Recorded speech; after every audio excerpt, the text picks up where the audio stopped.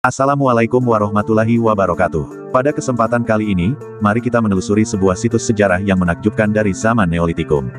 Terletak di wilayah Pasuruan Timur, tepatnya di Kecamatan Nguling, ditemukan sebuah situs kuno yang diduga merupakan tempat suci pada masa tersebut.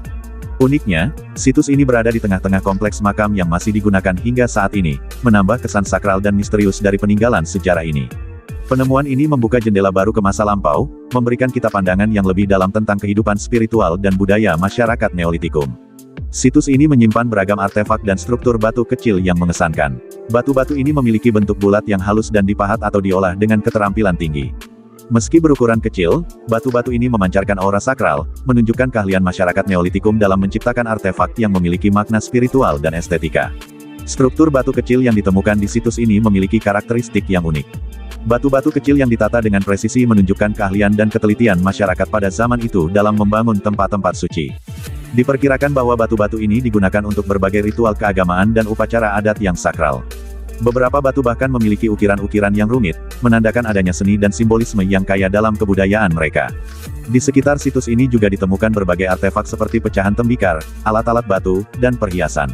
Artefak-artefak ini memberikan gambaran yang lebih lengkap tentang kehidupan sehari-hari masyarakat Neolitikum, serta bagaimana mereka berinteraksi dengan lingkungan sekitar. Penemuan ini menjadi bukti kuat bahwa daerah Nguling pernah menjadi pusat kegiatan keagamaan dan budaya yang penting pada masanya. Keberadaan situs Neolitikum di Nguling ini juga mengundang para arkeolog dan sejarawan untuk melakukan penelitian lebih lanjut. Setiap lapisan tanah dan setiap artefak yang ditemukan memiliki cerita tersendiri, memberikan petunjuk berharga tentang kehidupan masyarakat kuno. Penelitian ini tidak hanya bertujuan untuk mengungkap sejarah, tetapi juga untuk melestarikan warisan budaya yang tak ternilai harganya ini. Dengan memahami lebih banyak tentang peradaban Neolitikum dan kontribusinya terhadap perkembangan kebudayaan di Nusantara, kita dapat lebih menghargai dan melestarikan warisan budaya yang ada. Situs ini merupakan salah satu bukti nyata bahwa nenek moyang kita telah memiliki sistem kepercayaan dan pengetahuan yang maju. Mereka tidak hanya hidup untuk memenuhi kebutuhan sehari-hari, tetapi juga memiliki kehidupan spiritual yang mendalam. Mengunjungi situs ini bukan hanya sebuah perjalanan fisik, tetapi juga perjalanan batin yang membawa kita lebih dekat dengan leluhur dan warisan budaya kita.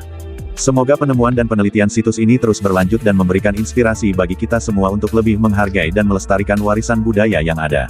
Oke teman-teman, saat ini kita bersama warga tentunya ya, karena kita ditunjukkan sebuah situs yang sangat istimewa, sebuah gundukan yang diduga penuh dengan tinggalan-tinggalan neolitik ya, neolitik megalitik. Nah, saat ini menjadi pemakaman keluarga atau pemakaman umum ya. Kita memasuki makam bagaimana tradisi muslim biasanya ya. Assalamualaikum ya alal kubur fa inna insyaallah bikum lakikun. Salam kepada seluruh ahli kubur dalam waktu dekat maupun lama, kita akan menyusul juga. Jadi lihat teman-teman ya, dari pohon-pohon raksasa ini antara lain ada ya Kiai Jaran yang sangat istimewa, pohon asam Jawa ya, dan yang ini teman-teman, yang besar ini adalah ternyata pohon bidara teman-teman, pohon bidara yang sangat luar biasa sekali gitu ya. Nah, kita memasuki area makam ini, dan memang area ini berbeda dengan area sekitar. Ini adalah sebuah gundukan yang di sampingnya juga ada sungai memanjang sana ya, entah sungai irigasi atau sungai tada hujan ya. Tapi di sini memang ada pohon bidara yang sangat besar sekali teman-teman. Nah, di sini, dan sampai saat ini tuh makam ini terawat. Gak banyak kemudian tinggalan-tinggalan yang istimewa, misalnya seperti ini ya. Nah, ini kayak ada semacam kayak nisan kuno gitu ya, atau semacam tugu batu, atau mungkin juga semacam lingga ya. Kita juga kurang tahu, ada dua ya. Nah ini kelihatannya ini adalah makam-makam kuno juga. Dan di sini juga ada semacam ini pohon raksasa. Siapa sangka pohon raksasa yang ada di sini ini ternyata pohon bidara ya teman-teman ya. Pohon bidara teman-teman di sini ternyata teman-teman. Coba. Nah ini. Nah, di samping pohon bidara ini ada, coba kita lihat, itu ada semacam batu-batu yang memiliki pola-pola tertentu ya. Bahkan kemudian ada yang seperti balok-balok batu candi ya, berserak. Tapi yang sangat istimewa ada batu-batu alam, tapi bentuknya itu seperti batu basal.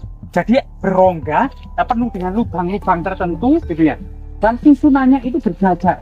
Coba di sini ada beberapa batu yang kelihatannya memang berasal dari lokasi ini, yang sudah kelihatannya ditata ulang, namun memiliki motif-motif kekunoan dan ciri-ciri megalitik neolitik ya.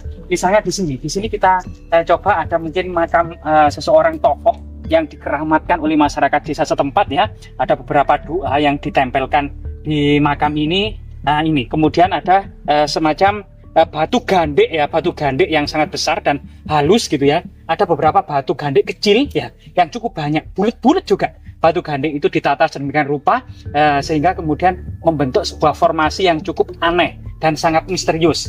Selain itu juga kelihatannya di area ini adalah area paling suci ya, area yang memiliki nilai magis dan sakral tertentu, sehingga di sini kemudian area yang paling tinggi dibandingkan dengan area-area sekitarnya.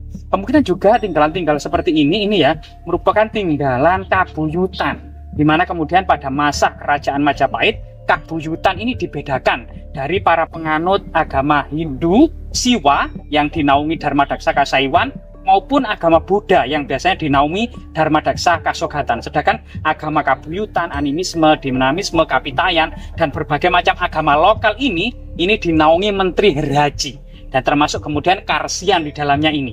Nah ini kemudian jika kita lihat area yang ada di lokasi ini berciri kapitayan atau berciri kabuyutan. Kita belum menemukan panteon-panteon atau antefik-antefik yang memiliki ciri Hindu maupun ciri Buddha. Nah ini, di samping itu juga selain kemudian lokasi ini di beberapa batu yang cukup aneh di sini ya. Nah ini ada beberapa batu berlubang misalnya seperti ini. Nah, yang tadi yang saya katakan adalah batu basal adalah ini. Meskipun di sini kita lihat area yang jauh dari gunung vulkanik gitu ya, tapi batuan-batuan sebagian ini adalah batu sungai, batu andesit, dan sebagian batu basal. Nah, yang memiliki motif seperti batu meteor teman-teman. Ini ya. Coba di sini ada dua batu basal dan ada beberapa di makam ini ya. Nah ini motif-motif batu basal, jejak-jejak vulkanik purba ya seperti ini. Ya ini pernah pada suatu masa memang memiliki nilai magis dan religi ya pada masa-masa kabuyutan, di masa peradaban kuno, misalnya era kerajaan Singosari, era kerajaan Majapahit. Karena memang lokasi ini Pasuruan memang pernah menjadi pelabuhan utama semasa kerajaan Singosari ya, antara tahun 1222 sampai runtuhnya Singosari tahun 1292 ya, masa Kertanegara. Dan Pasuruan memang pernah menjadi pelabuhan yang istimewa di masa kerajaan Singosari. Selain itu, selain kemudian tinggalan-tinggalan yang ada di makam ini, di semak-semak belukar itu juga masih diduga ada struktur kuno, struktur kabuyutan diduga ya. Misalnya seperti ini teman-teman. Nah, sini dekat bara api sini ya.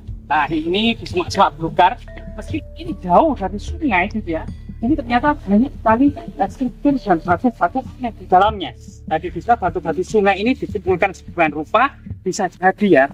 Pasuruan juga beberapa teman-teman metal detector itu sering menemukan nekara atau moko, semacam alat untuk upacara meminta hujan di masa prasejarah. Nah ini, dan kemungkinan ini juga kubur batu ya, kubur batu kuno, atau ada sebagian yang menganggap sebagai kubur subkala, yaitu masyarakat era prasejarah, Neolitik, Megalitik. Nah, kubur batu Neolitik, Megalitik, terutama banyak sekali temuan moko dan nekara ini diduga masa peradaban Dongson ya, yaitu antara tahun 1500 sebelum Masehi sampai awal-awal Masehi gitu ya. Nah ini terutama kemudian kebudayaan Dongson. Kebudayaan Dongson memang adalah migrasi manusia purba kedua ya. Karena migrasi manusia purba pertama itu tahun 3000 sebelum Masehi, itu kemudian orang-orang Austromelanozoid ya, orang-orang berkulit hitam, berambut keriting, ini mendiami pertama, diduga dari Afrika ya. Nah ini kemudian pada tahun 2500 sebelum Masehi, orang-orang Proto Melayu atau Melayu tua dari dataran Asia ya, kemungkinan dari Tiongkok Selatan, ini memasuki Asia Tenggara, membawa kebudayaan megalitik, neolitik, megalitik, batu besar seperti menhir, dolmen, sarkofagus, tahta batu, pundan berundak-undak. Kemudian ada migrasi kedua, yaitu orang-orang Deutro Melayu atau Melayu muda ya, tahun 1500 sebelum Masehi sampai awal-awal Masehi, dan di sini sudah berkembang peradaban perunggu atau peradaban Dongson. Salah satu peninggalannya adalah kubur batu seperti ini. Diduga kemudian di dalamnya juga ada semacam alat-alat perunggu ya, bisa kapak corong, bisa candrasa, bisa muku, bisa nekara.